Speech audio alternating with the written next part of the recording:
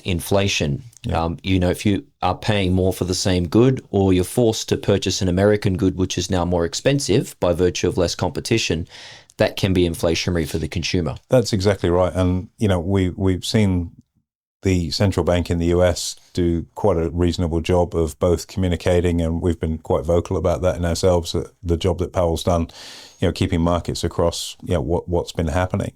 But also the way that they've been on top of it policy-wise. They got to the party at the right time, and they've acted quite responsibly. The challenge is that if you see the embers of inflation start to reemerge, and as a sidebar, I suspect, we've seen the RBA pause on rates at their most recent meeting, again, without wishing to date this podcast. And the reason for that is the trend of inflation hasn't changed. There's been a cut, but then you've also got an election in Australia with massive government spending going on.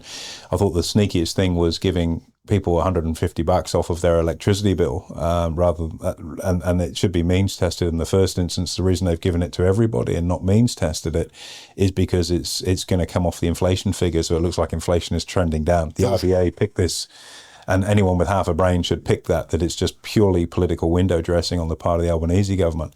And so the RBA have picked it. They haven't cut rates. So they've been quite smart in that regard. But the point I'm making is that inflation is one of those things that it can look like the embers have gone out, rather like a fire, but you put your hand in it, you realize it's still pretty hot in the middle there. And it doesn't take a lot to really rekindle that.